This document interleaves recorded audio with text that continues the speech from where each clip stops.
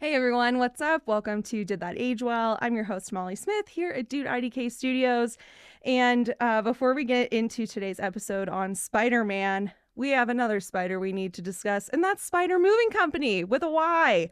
Can't believe that the moment is finally here when we're talking about a movie with the word spider in it as an homage to our sponsor, Spider Moving Company. Again, that's Spider with a Y. They're a little different. So I couldn't recommend them enough.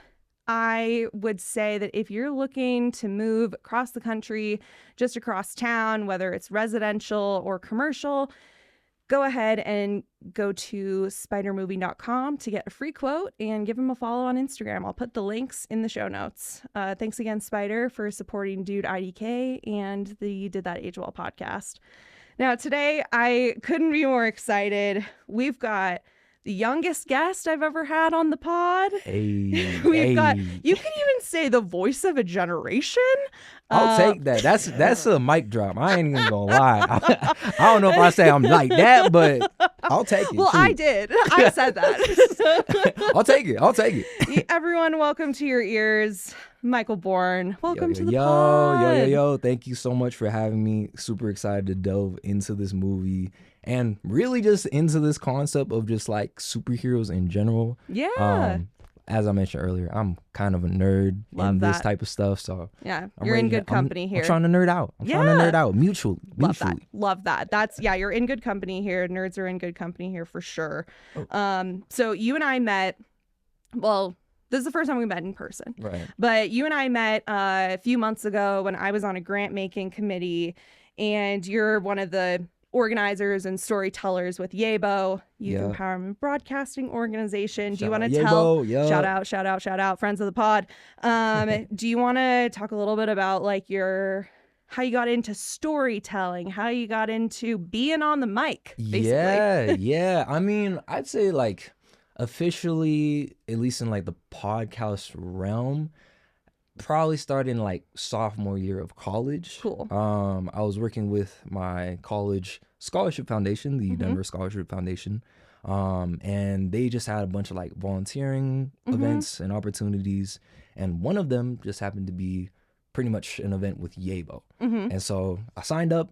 Didn't really know what I was getting into. Yeah. It was like this kind of really vague storytelling event. I was like, what can come from it? What harm can be done by it? What could go wrong? And now we are here, basically like 4 years after doing podcasts. Amazing. But yeah, no, I did their first kind of mixtape series. It was talking about journeys less taken or journeys less traveled. So like times that you've taken a path, not essentially the most normal or the most, I don't know, straightforward. Yeah. And so that was really my step into podcast work.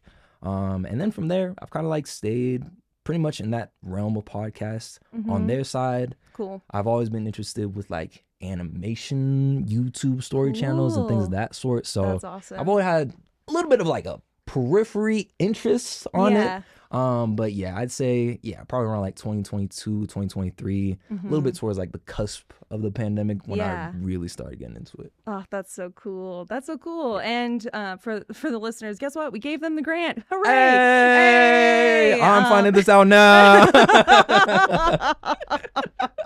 Wish I could say that I planned that. I didn't. But anyway, if anyone listening or watching wants to get involved with YABO, I'll put information in the show notes too.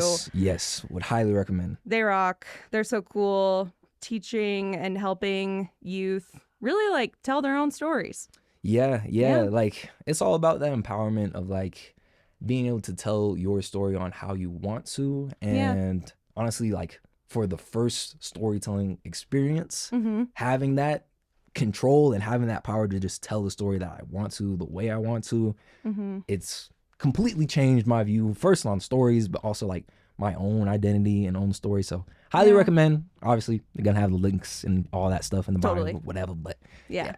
Oh, and I'll put the link to the mixtape episodes that you were on too. Oh, yes. Thank you for checking it out. I appreciate it. Yeah, everybody, go check it out, but only after you listen to this episode. Don't go anywhere. Yeah, we're talking about Spider-Man today. Yeah, we're talking about Spider-Man today. We're not here just to talk about everyone else's story. We're here to talk about Peter Parker's story, okay? Sorry, my computer's telling me that I don't know my password, and I'm pretty desperate for my notes on this episode. But first, go ahead and tell me about your history with Spider-Man. Oh my gosh, my history with Spider-Man. It is a long, drawn out, strong, interconnected story. Spider-Man, just to start this off, Spider-Man is my favorite superhero of all time. Whoa, and cool. I say that for so many different reasons, but I think, at least for me, it's the fact that I can relate to him so much. Okay, tell me more about that. It doesn't matter what Spider-Man you talking about. You do Andrew Garfield, Tobey Maguire, like whoever you're talking about, it's the sense of being young in a world and diving into things. Yeah. And really like not knowing what you're doing, but doing it regardless. Doing it anyway. Exactly. Yeah. And so I think like at a young age, I could peep like just that young kind of youthful energy that Spider-Man gives. Yeah. He's like one of the youngest superheroes I can really name off the top of my head, other than like some of like the OG ones, but like one of those superheroes that you can tell like, oh yeah, this is like a 20-year-old or like this is like a 15, 16, 17-year-old just in that mode of like figuring out life. And so for me, that's like one of the reasons why Spider-Man has been one of my favorite superheroes. On top of that, all the video games. I'm talking about like GameCube video game, the Spider-Man video games on Xbox. Yeah. Even like the new ones upcoming, or not even upcoming, but like the last PS5 Miles Morales games. Like we talking fun games. We talking about identity games. Like yeah. Okay, I love that. I love that. So I have a bit of a hot take, a little bit of a contrarian view to share here. So, friend of the pod, David Borne, shout out. He was on the podcast about a year ago, and we were talking about like some of the pitfalls of nerd culture. And he's like, here's the thing about nerd culture. It's just like, you know, a lot of it involves like having to buy stuff. You got to like buy the games, you got to buy the media. If you don't have every comic book on Spider-Man, like you're a poser. But then like someone's like, well, why can't Spider-Man be black? And then all of a sudden they have a lot of things to say about that. Real. I'm wondering like, what do you think about, I don't know, like what's your experience in kind of like comic book culture, like superhero culture? Yeah. You know? No, that's a great question. I feel like it's been an off and on relationship. I feel like the comics I had gotten into at a young age weren't comics I bought or that my parents bought. Okay. But were strictly from the library. Oh, like, that's awesome. Library, shout out public library. Shouts out public library. Like your boy was doing like the summer reading programs. That's awesome. Like getting the real getting into it while I could at that age.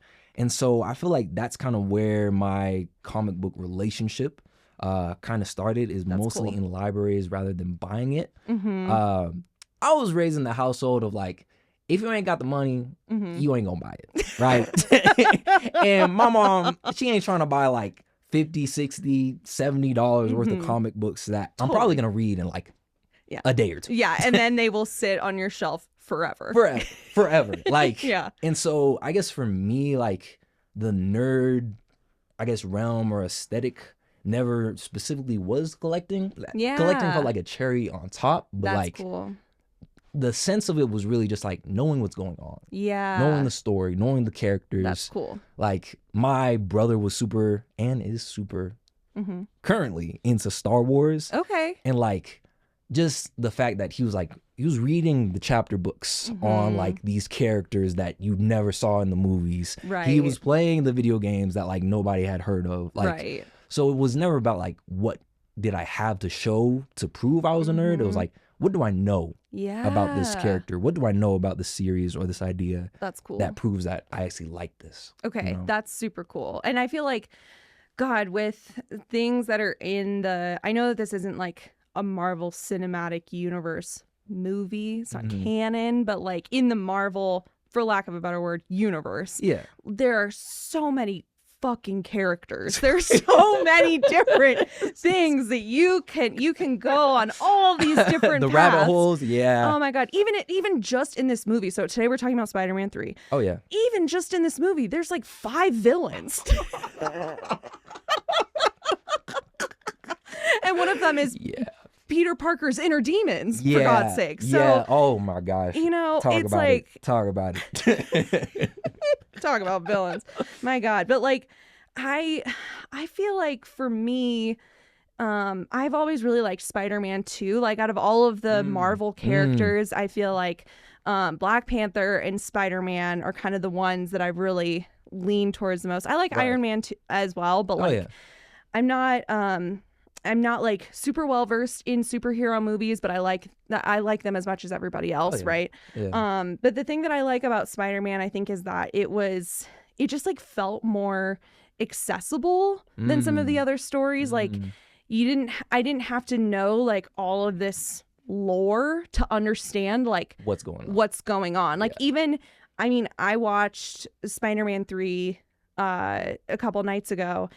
Didn't rewatch the first and second one because I was like, well, I remember basically what happened. Yeah. And like I didn't have to have like all of the details just to understand like this is a story about forgiveness. You know what I'm saying? Like it's kind of a basic like you didn't have to go through like the Disney Plus series to get caught up on the last movie to then get to the next movie. Yeah. I'm not like with a bulletin board with string like trying to put the pieces together to be like, okay, I get it. Like I get what's going on.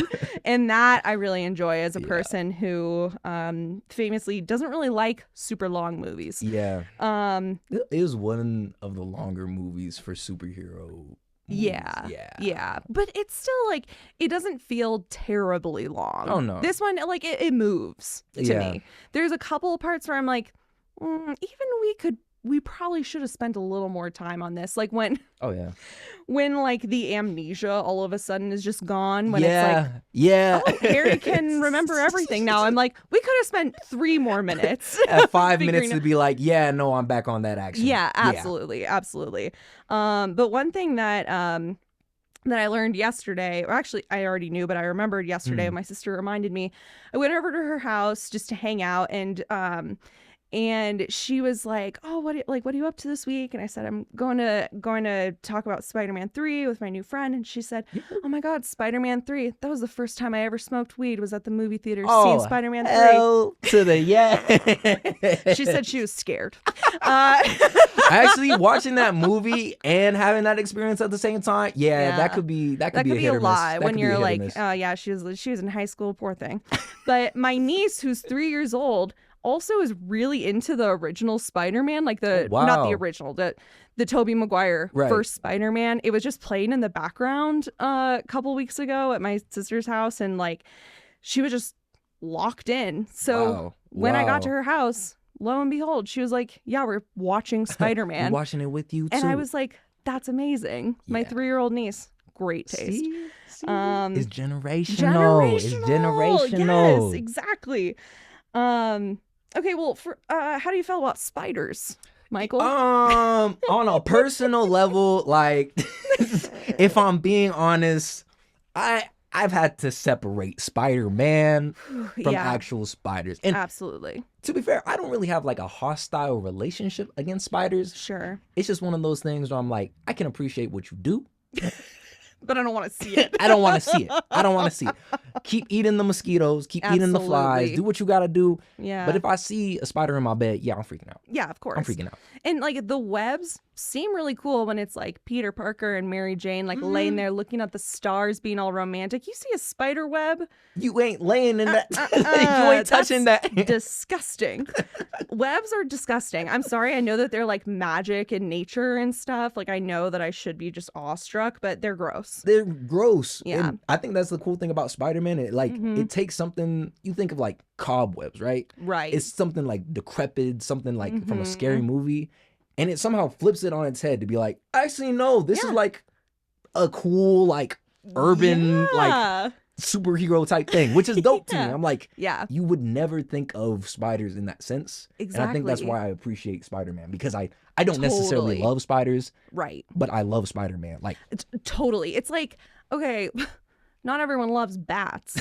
But people love Batman. Batman, I mean, yeah. he is kind of like, I mean, to me, he's sort of normcore in a way that like Spider-Man is sort of like, I mean, but anyway, they don't, the spiders do not, the spiders do not define him.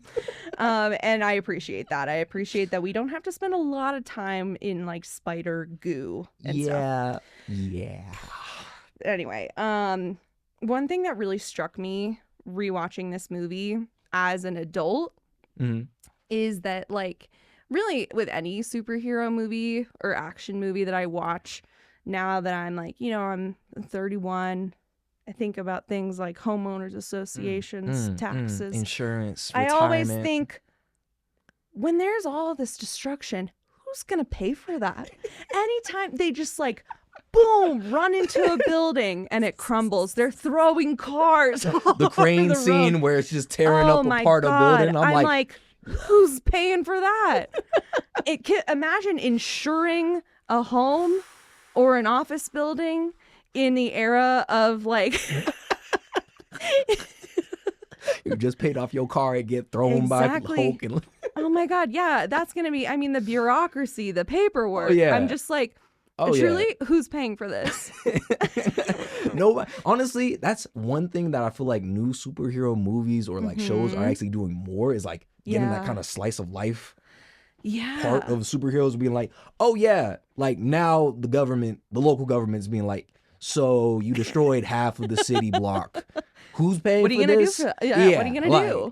Oh my God, seriously. Having like superhero insurance claims, like that is now a thing in superhero shows and movies, and that's the thing we missed back then, but I love having now. Absolutely, yeah. I mean, I guess enough people have asked. Enough people have asked the question. Be realistic. Yeah, be realistic, okay?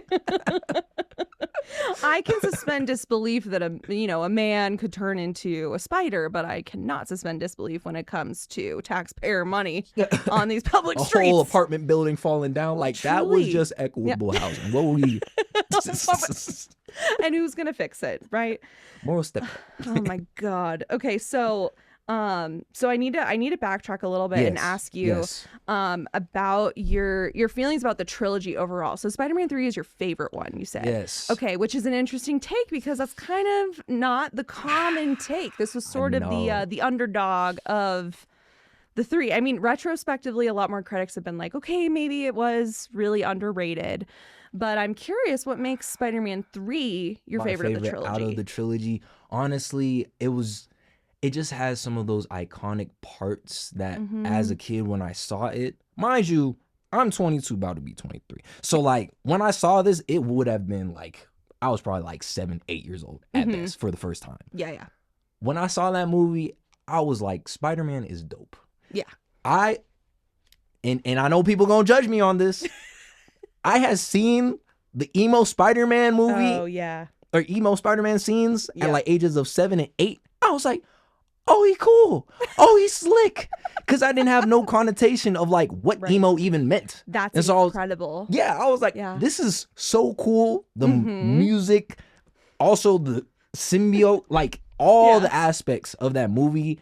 It made me remember it more than the other ones. So cool. And so that's the reason why that's my favorite one. Not to say that I didn't love Spider-Man 1 and 2. Spider-Man 3 was just the one that really stuck in my mental. I could like be like, I remember that scene, I remember that scene, I remember that scene. I could probably quote it verbatim. Totally. And that emo Peter Parker, like Bully Maguire meme thing, I mean, honestly, is one of my favorite things about the entire franchise is like the memes that continue. And that's what honestly gave Spider-Man 3 so much staying power is the fact that like he was emo. Yeah. And especially for like those older type of movies, I think like having that humorous, like, oh, we can make memes about it now, that keeps something relevant. Like you can have great movies that are old, having,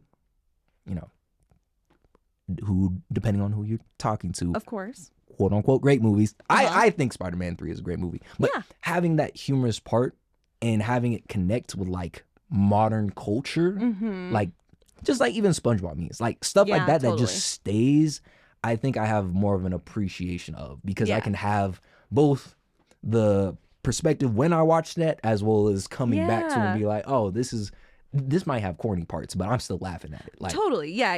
And like it definitely it makes me forgive some of the more outdated like CGI stuff. You know what I mean? It's like, this was a time. This was 2007. Like I'm able to take my expectations a little bit lower and think of it in the context of like the time instead of comparing it to all the newer. Yeah. And okay, the other thing too is that like in 2007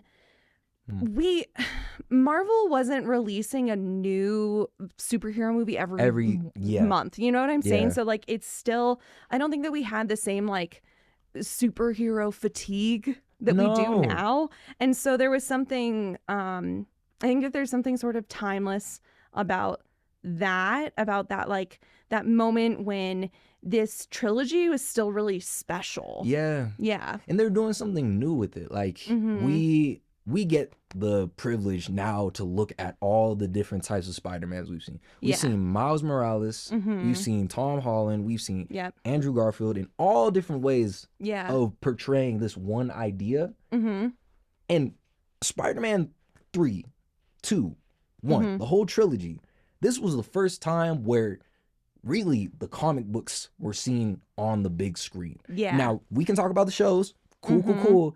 But to have it for a large audience. Think about movies. They're super accessible to people who just want to watch something new. And that's what Spider-Man, at least the Spider-Man trilogy, that's what it was doing. And so that's where I get appreciation for how iconic it was, how timeless it was. It's just because it was that new concept of like, what does Spider-Man look like on in a movie? Totally. They're like, we'll take this handsome Hollywood man and we'll put glasses on him because he's a nerd. He is a nerd. That's what we love about him. Exactly. Okay. I love, one thing I love about Spider-Man 3 is that they brought in Topher Grace to be the villain when like everybody thought that they were the same guy. Like everyone would always mix the two of them up. I was like, I can't believe that they actually did that they brought him in. That is funny as fuck, dude. That's so funny. You need that. Back to like how iconic it can be when it's humorous. When you start to mix people up, you start to remember things a little bit, ironically. Exactly. Okay, speaking of mixing things up. Yes. Thomas Hayden Church. Every time I say his name, I say it differently. I say Hayden Thomas Church, Hayden Church Thomas. I take any way that you can mix up those three, I will do it. I do not blame you. I did eventually have to look it up. I was like, what's that guy's name? Church Hayden to Tom to the churches.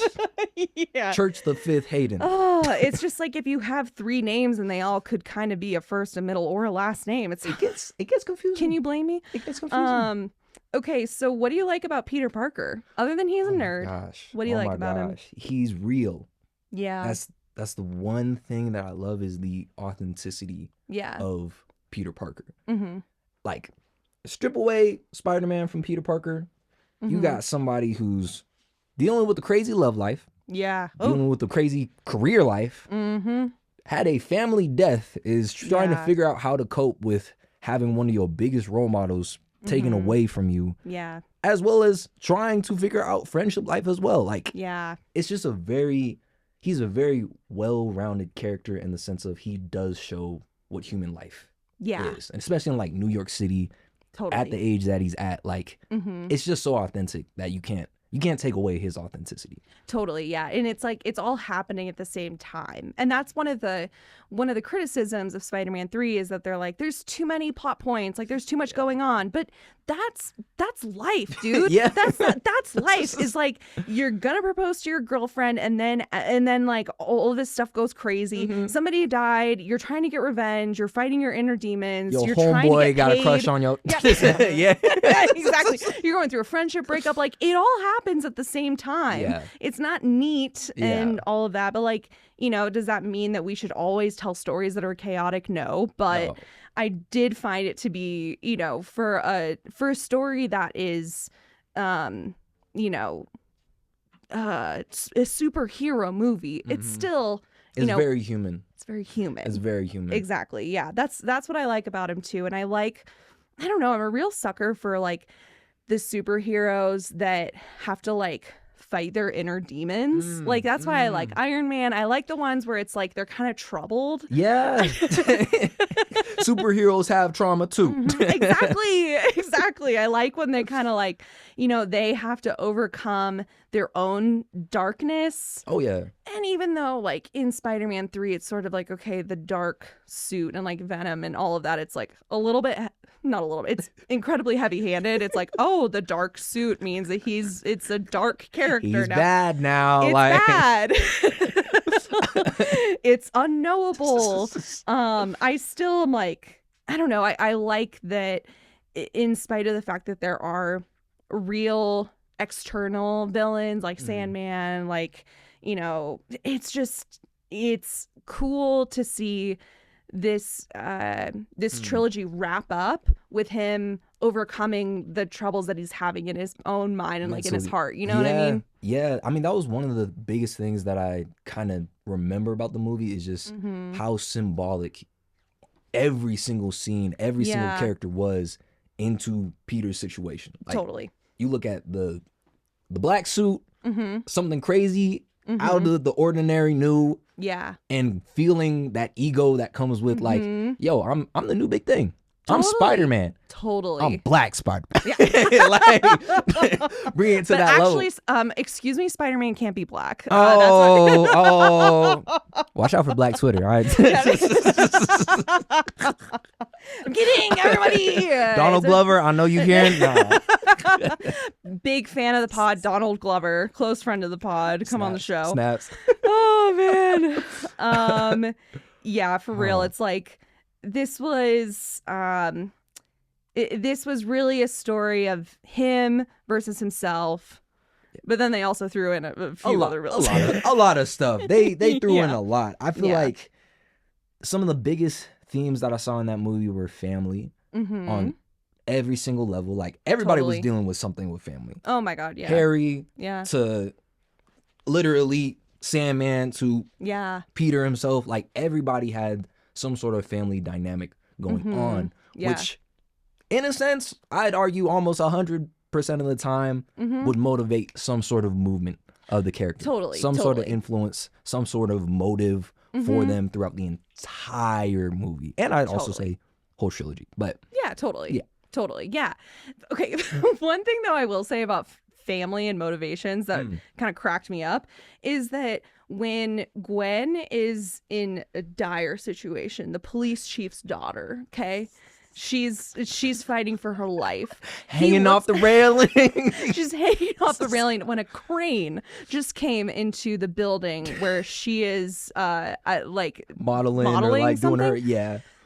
And the police chief, her dad, looks up through his like binoculars and goes, "Oh no."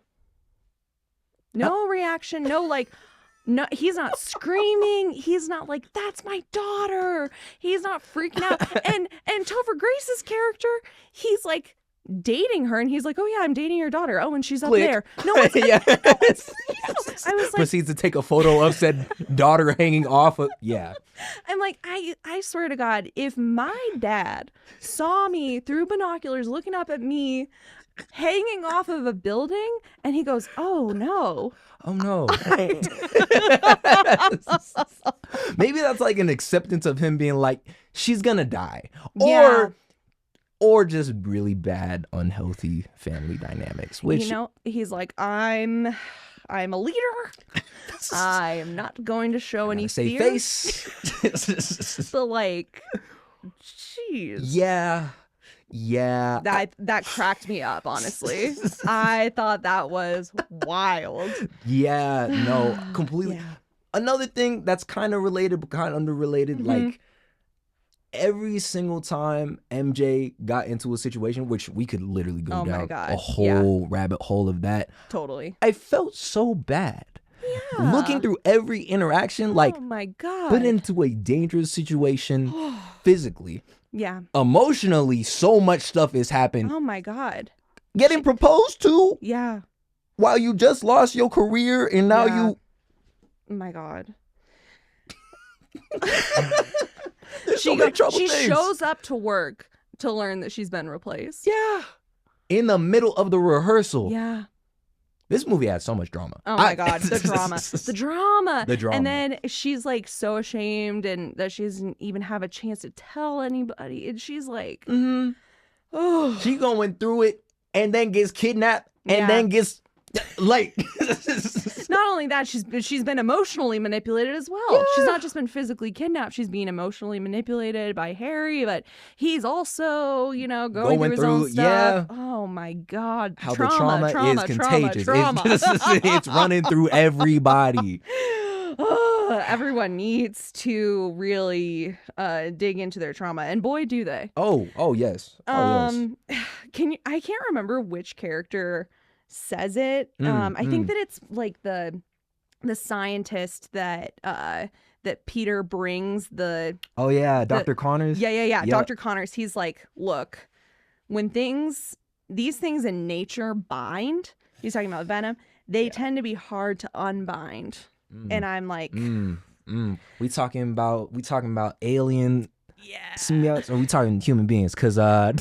Yeah, I know. I'm like, you look, there's a lot. I think that you've got a lot more binding to you than just this creepy alien goo. Completely. Yeah, man, it's the layers and layers and layers. Oh, for real. But you know, I think that one thing I like about Spider-Man 3 too is that it gives us a chance to be kind of mad at Peter Parker too. When he kisses Gwen. Oh, bro, I forgot about that scene and rewatching that. I was literally like, he a madman. He's a madman in front of yo. It was one of those things where I was like, oh my gosh. This is Spider-Man on an ego trip. Yeah. On the biggest ego trip. Yeah. And I didn't even remember that probably as a young kid because you're a young kid. But seeing this, I was like, bro, what are you doing? Your girl is, you know, she's watching. In front of your girl. And not only did you do it, but you advocated it for it. He was the one that brought it up. He was like, you want to kiss me? Plant one on me. And then the crowd's gonna love it. You ain't doing it for the crowd, first off. Oh, yeah. First off. And if you are, that's a dick move. Insane. And if she wasn't pretty, I know you wouldn't be doing that. Yeah, she's a pretty girl. So and it's your classmate. And it's your classmate. She don't even know that's the layers. The deception, and the manipulation, the straight disrespect. Yeah. I was like, that made me more mad than when we thought that he killed somebody. Yeah. I was like, at least when we thought you killed somebody, it kind of had some sort of slight justification. Exactly. I can't excuse you now. I can't justify that. I can't justify you now. We can't ride for you when you are kissing another girl on the mouth. Like Kanye, you only get a certain amount of excuses and then look. But I like that we had a chance to be kind of mad at him. Yeah. You know? Yeah. So that when he did come back, we're like, okay, he's back to who he is. He's actually trying to improve. Back to showing the human parts of superheroes. Exactly. I think especially with that type of movie, it shows, first off, for how shitty superheroes can be. Totally. Also, on the reverse end, how crazy the backstories can be for quote unquote antagonists. Yeah. First off, obviously, first example is Sandman. Right. Having to do all these crazy things to essentially save your daughter. Like, yeah, he's a relatable character of like, yo, of course, at some extent, we got to say like, hey, what we doing? But like, you're doing it for a right cause. You're not a bad human being. He didn't actually mean to kill Uncle Ben. Yeah. Like, you learn it was an accident. On an accident. Yeah. Just because, bro, was like all of that, it just makes you, it's bringing out the humans of all these different things that we don't really see in superhero movies. Honestly, I feel like a lot, especially back then, because we've seen so many like new movies, like these concepts are getting like changed and kind of just played with all around, which is cool. Yeah. But back then, it's like you're pretty much an evil villain because you just hate people. That's just the reason. Yeah, you're a totally. superhuman. You're a super cool, good superhero just because you're a good human. Right, because that's just how you are. That's just how you are. Yeah. And that's it. Yeah, totally. You're either good or bad. No in between. That's it. And Yep. done. That's why, I really do like a villain origin story. I love a villain origin story because I want to know why you're like that. Yeah. And there are, I think now, sometimes I think in media we've swung too far to the other end of the pendulum where everyone's an anti-hero. And I'm like, okay, give me someone to like a little bit. That's real. I like a villain origin story. I like a complicated hero. I like somebody who we can root for, but who feels like a human, who has faults that they need to overcome. Yeah. And that's like my favorite type of hero's journey, is the one where people like have to overcome something within themselves. Yeah. You know what I mean? Yeah. I mean, because like at the end of the day, I think a lot of this, honestly, I'd argue like this is one of those movies that starts tapping into mental health. Yeah. And obviously, like, we're in the generation where mental health is being talked about in every single corner. But back then, I feel like it wasn't as much. And so this was like one of those times where it's like, oh yeah, like when you're going through a lot of different things, you're probably not going to make the best decisions. No. You probably are going to do some crazy stuff to justify saving your family or justify, getting a new job or justify being a dick in a black Spider-Man costume, whatever it be. Yeah. But a lot of these things just to see like, yo, this isn't just coming from nowhere. There needs to be some sort of analysis. There needs to be some sort of reflection. Yeah. And I feel like this movie does it so beautifully.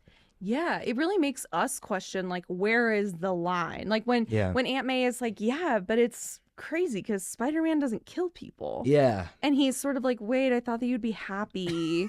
And she's like, no, because people with revenge in their heart, they turn into something ugly. I don't know if you heard. Yeah. And he's like, oh, shit. Oh, she's not happy about it. I messed up. Yeah. No. And it's like, we kind of, as an audience, have to think like, okay, well, where is that line between like getting even and doing too much. Doing too much. Because it is really satisfying. I mean, like, that's the point of a superhero movie, is it's really satisfying to see a bad guy get defeated. Yeah. But it's like, when does it go too far and when is it just like self-serving? Yeah. It, like, literally, that's honestly, I feel like 110% of the movie. Yeah. It's just people figuring out, like, to what extent are my feelings actually valid? Yeah. And whether you look at Harry, whether you look at Peter Parker, like from Harry's perspective, he's like, bro, my dad just died. Yeah. And the person, my closest homie, killed my dad. Like, to even process that. My God. And then on top of that, like, you're using all these like new chemicals and stuff like that. Like, might be symbolic of drugs. Look, all I'm saying is you're going through it and you're trying to process all these crazy emotions and you want to feel valid. Yeah. Every single person is trying to feel valid in a certain way. From Peter feeling like, yo, like I'm Spider-Man. I'm saving people. I should be able to feel myself a little bit. And then to an extreme, obviously, that's not a great thing. Right, exactly. Like, Yeah, that line is so blurry and like we're figuring out at the same time as the characters. Yeah. All right, speaking of blurry lines, we talking about next? What we talking about next? Oh boy, we gotta talk about James Franco. I'm sorry, but we gotta talk about James Franco. So James Franco playing Harry, he's one of the leads in this film. Well, I will say first of all that I do really love a friendship breakup in a movie because that's like not depicted as much as romantic breakups, of course. Yeah, I love like a friendship tension. I think that's great to capture when there's in a friction film between two parties that really you shouldn't have. Yeah, exactly. Like when friends have a falling out, it's like that can be so much more painful than a romantic. Yeah, totally. So love that they depicted that.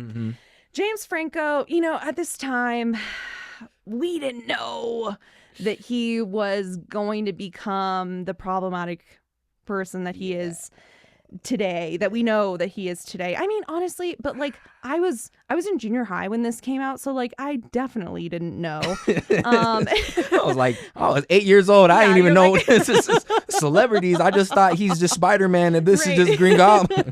Right, exactly. You're like, wait, I thought that he was Harry. Like I thought that that's what he actually was. Wait, he's like an actor? He has a personality? Yeah. Oh shoot. Okay. Oh, wow, weird. But God, yeah, it just like that's sort of the point of discomfort for me watching this back, is being like, oh man, remember when we just didn't know about James Franco being a piece of shit?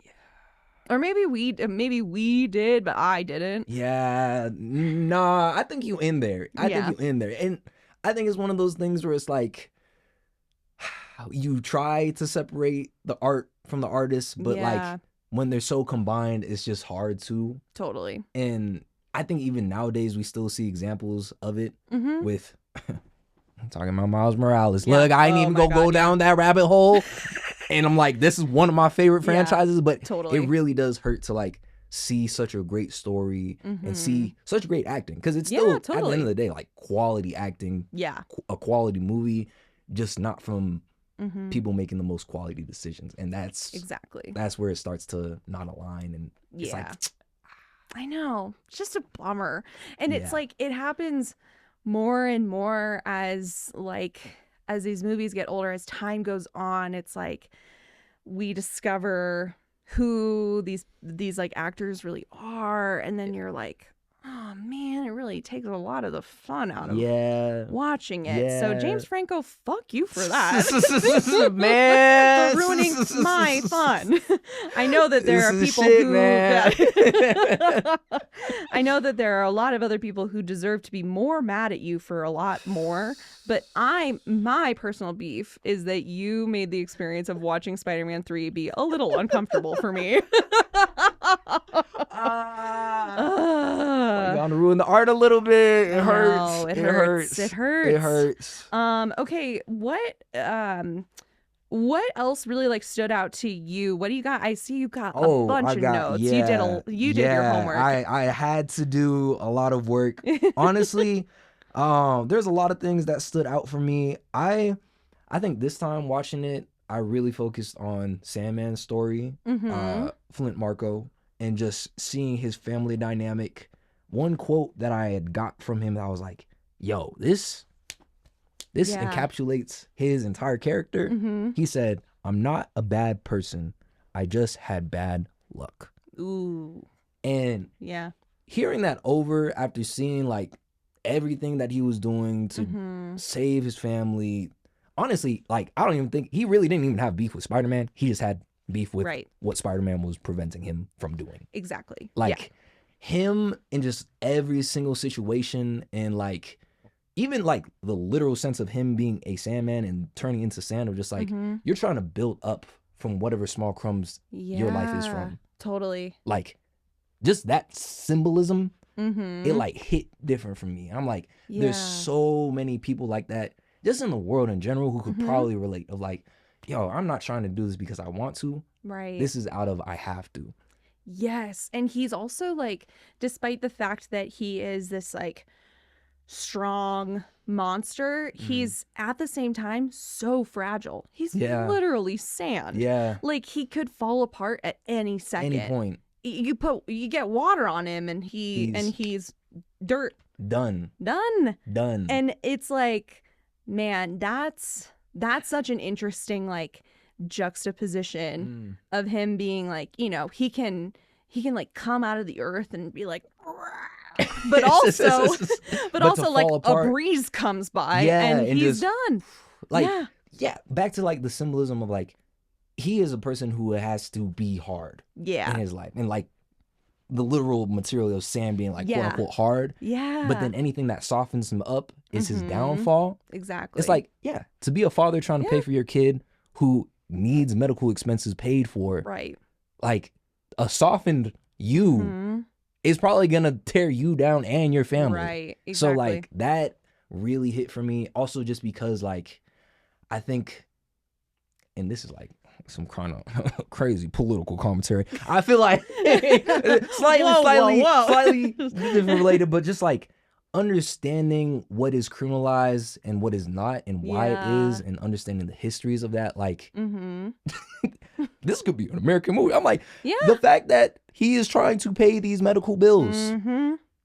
If this was placed in a different country, in a different part, would Sandman exist? Right? Sandman only exists in a world in which, like, you have to do crime to pay for your sick kid. Sorry. Crazy concept. Sorry, that's the truth. Yeah. So that was one thing. Yeah, totally. Totally. Again, it's like when you watch things as a grown up and you're like, man, medical bills are expensive. Yeah. I get it. Yeah. Yeah. You're like, I'm understanding these systems now, and it's kind of messed up. So you got to rob a bank? Yeah. Full of a suitcase of money for a medical bill? Crazy. Only in America. But another thing I also wanted to point out, that rewatching the movie, it really kind of irked me, was every time Peter was taking MJ's spotlight.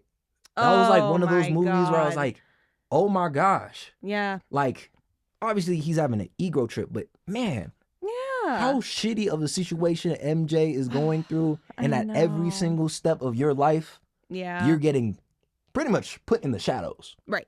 Like, that. I know. How you feel about it? That was tough. That was tough because it was like he really, I think, had the best intention to relate to her when she's like, people didn't like the Broadway show. I got a bad review. And he's like, look, I get it. Like, people are always talking about me, Spider-Man, and it's stressful. And she's like, no, this isn't about you. And I'm kind of like, okay, she's right. And also, that's like the only point of reference that he has. I think that he is really trying to like relate to her and make her feel better, and he's trying to have empathy. Yeah.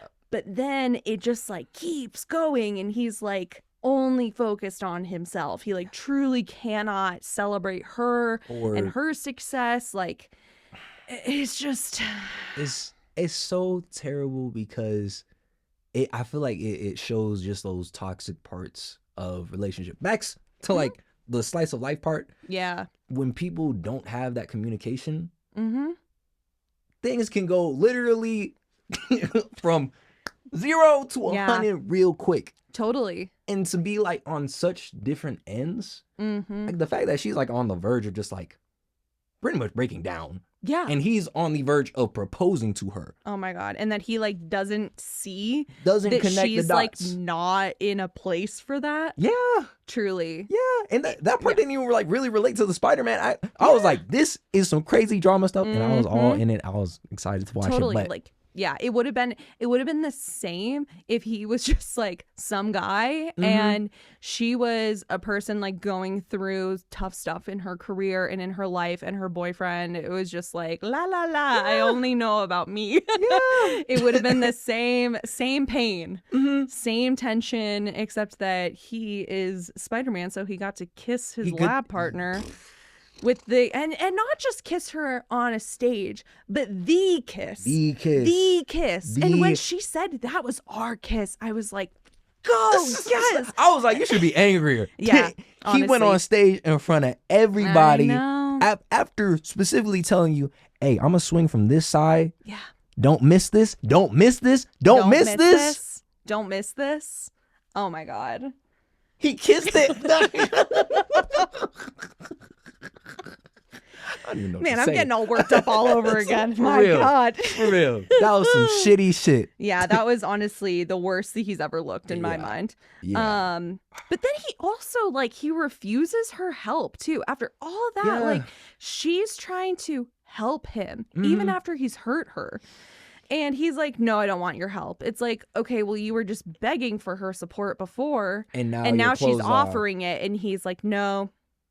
Yeah. There is nothing more frustrating than that in relationships. Haven't we all been there? When you're like, okay, so you're like begging for my help, and then I'm like, okay, I'm here to help, and they're like, and it's no, like, nah, it's too late. No, it's too late.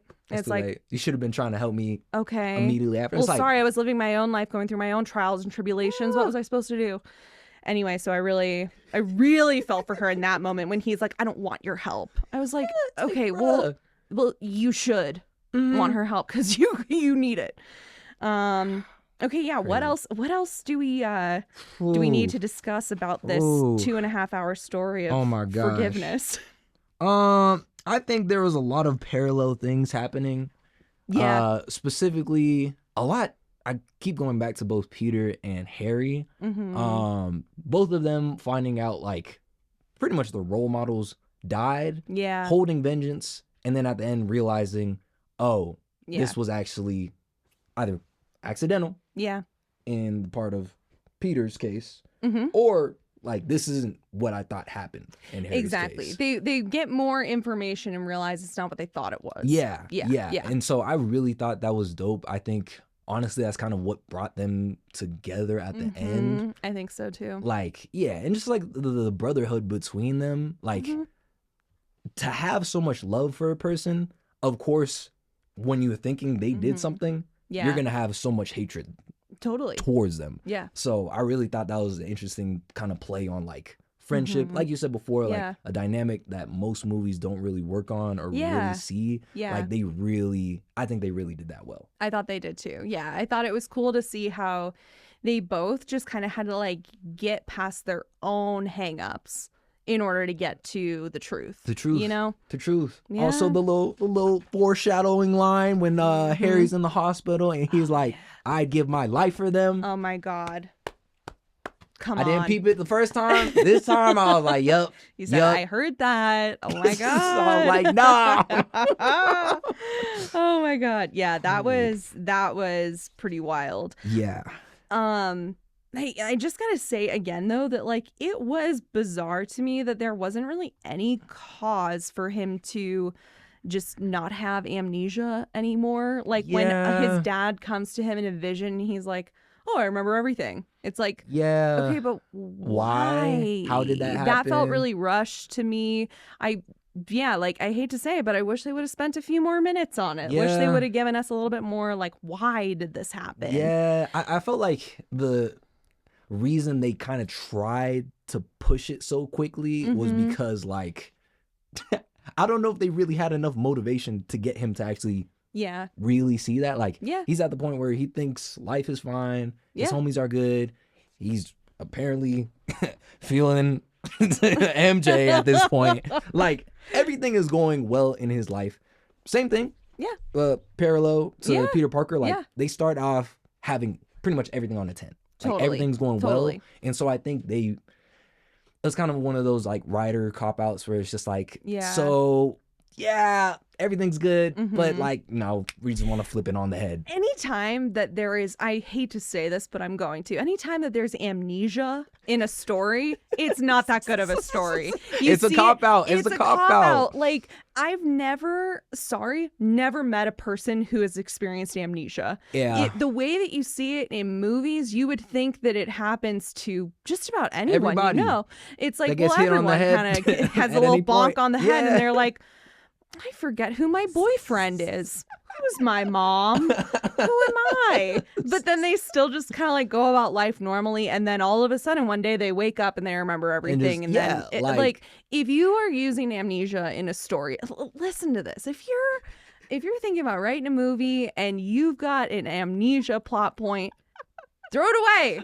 Throw it away. Do better. Amnesia is the hallmark of a lazy story. I'm sorry, but it is. I mean, you do feel relief when Harry's like, yeah, I don't remember anything from the recent past. Yeah, it's like, it really it's a relief. We're like, okay, cool, they can kind of start over. But it's not, it's like amnesia is the fast food of character development. You're just trying to get something in quick just so you could have something. Totally. It's like, it's just about efficiency. Mm-hmm. It's just efficiency, but without a lot of substance. Not a lot of flavor or nothing. No. And I think I didn't really even think about that until you said that now. But yeah, that's it doesn't really go into that in depth. I think it's maybe like a 2 or 3 minute scene where he goes from like everything chilling to like eventually looking in the mirror and be like, oh no, I hate this dude. Like totally. Yeah. He's like, oh, it's all come back to me now. Yeah. So that's one thing that I think doesn't age great, but man, people are still using amnesia as plot points. And, you know, God bless. If you have had amnesia, I'm so sorry. Don't mean to do amnesia erasure. They should represent y'all better. Yeah. Better representation. I'm an advocate, okay? I'm an ally. Where this conversation is going. Oh my God. Yeah. Where were we? Okay. So I want to wrap it up with this. Like, what do you think makes this movie feel like it's 20 years old? And what makes it feel like it's timeless? I mean, we've talked about some of these things, but like, let's kind of wrap it up. What do we think makes it feel old? What makes it feel timeless? I think there's several things. First, like probably the easiest one that comes to mind is just the CGI. Yeah. Like, yeah. It's not even horrible because it's, I mean, relative. I thought it was great at the time. And obviously I was like a 7-8-year-old. So who even knows? But looking back at it now, I was like, every fight scene that falls off the building lasts at least a minute. Yeah. Like, yep. Seeing how the buildings are like lengthened out to give them time to fight and do some crazy action scenes. Yeah, exactly. Like, I will say I appreciate modern movies now for not doing that as much. Obviously, there's still embellishment and stuff like that. But like, to the extent that they did it, I was like, y'all been running through the same alley for 5 minutes. It's when is the world's main street? Longest alley. World's longest alley. Yeah, like, completely. It's like you would think that people could fall for several minutes from one building. Yeah. So I probably have to say that. I think also just the aesthetic of the movie, like people's outfits to even just like the way people like move and talk. Yeah. I'm like, this got to be this early 2000s type vibe. Totally. Yeah. Yeah. To make it things that make it iconic, I think a lot of it we already talked about. The humor, the memes, the timeless type of comedy that it's had. Like, him sitting on his bed crying, like with that intense glare and pan. That is never gonna be not funny. Like, absolutely, yes, exactly. Yeah. Generations will know this is the meme. Yeah. Also, just like. The Black Spider-Man meme, the new suit walking down, like totally the dancing vibes, like nobody doing that in 2026, like totally, unless they're trying to be ironic. Totally, yeah, exactly. Yeah. I agree. You know, like Kirsten Dunst with her side bangs and like, you know, and Tobey Maguire with his side bangs as well. Both of them with their side bangs. 2000 emo compared to modern emo. Exactly. 2 different vibes. Completely. And yeah, like the sort of superhero story of it all is pretty timeless. Like that's pretty timeless storytelling to be like, you know, it's like good versus evil, but it's also internal and it's a little complicated, you know, like that's pretty timeless to me. I think that for the time, the visual effects were good. Because I mean, it's Marvel. Duh. They made like almost $1 billion on this movie, so like they're fine. Was it really almost $1 billion? Yeah, it was like 890 million or something like that. So the thing that's interesting is that like I am pretty sure that I remember this correctly. I'll fact check myself later and put it in the comments if I'm wrong, but I'm pretty sure that this was the highest grossing of the trilogy, even though it was the critics' least favorite. Like critically it was the worst, box office it was the best. Wow. But I think that that's pretty common for like like a trilogy that like the third one It's always after the all the worst. hype is gonna be the drop off. Yeah, exactly. But like people are gonna show up for it because now they've been invested in the first two. So This is the final movie. It's gonna pop off. exactly, like that. exactly. So so I think, I mean, God, that's timeless. It really is. the third movie in a trilogy being the one. And like, yeah, we have to remember, like, this is the first time Spider-Man is on film. Yeah. Right? Like, we have seen so many variations from this, so many new types of just approaches on how to tell this story. I think, like, yeah, there's always going to be that iconic, like, yes, this is the movie, but this is the first trilogy. This is the first time being on screen. Totally. I think it'll always take the cake for me. Yeah, for sure. For sure. And also, like, this was just this was, I think, like one of the first superhero movies that I saw that I really liked. Yeah. So I'm gonna kind of always hold it close to my heart for that. You know, your heart. You gonna do your Peter dance in the streets. You know, your I am. Peter dance in the streets. You know I am. Oh my God. Well, man, I guess we better wrap it up. I mean, what else is there to say? I guess we could be here for a couple more hours talking about every single spin-off story that could come from this. I know, seriously, don't get us going. Hours talking about Spider-Man. Don't even get me started. But this was, I think, like, overall an underdog story. This is an underrated movie. I mean, even the director himself was like, "Oh, I actually thought it was awful." He said that in 2014. It's like, okay, well, like damn, just, yikes! Like you didn't have to come that hard on it. And I think that, like, now in 2026, looking back on it, I'm like, that was a good movie. Yeah. What was everyone complaining about? And I mean, it's not like it totally flopped. It's got like a 60-something% on Rotten Tomatoes. Like, it's not that bad. Yeah. But I think in comparison, sort of the, you know, it's the off child. It's the black sheep. Absolutely. It's the black sheep of the trilogy. Yep. And that's honestly probably why I kind of like it. Just because it has that like weird to it. Yeah. But yeah, no, I think, and especially too, like, we have to remember, like, Spider-Man, like the amount of hype that you have, it's just like the Marvel movies today and a lot of like series today. It's like you have such these great series and great ideas. It's like, if it even slightly is less than, then it automatically feels like it's a flop, or critics won't mess with it as much. And so I think for me personally, I'm like, I know how great Spider-Man is, and I know people didn't like this movie as much, or actually vice versa. Like, I think a lot of the fans liked it for certain things, didn't like it for other things. I think it just has that, like, I don't know, it's that like really particular taste for like a superhero movie. Totally. And it scratches that itch. It scratches that itch. It scratches that spider bite, you might say. Mm-hmm. Ooh, boy. Well, Michael, thank you so much for coming on the show. This was such a blast. Do you have anything you want to leave the listeners with? Look, I know what movie I'm waiting for. Beyond the Spider-Verse. I'm waiting for it. Spider-Man ain't over, even with all the controversy. Yeah. So, you know. We know the controversy. We've been on the internet, okay? We know. We've been on the internet. But other than that, thank you so much, Molly, for having me. Oh my God, this was dope. I really enjoyed getting to nerd out about this movie.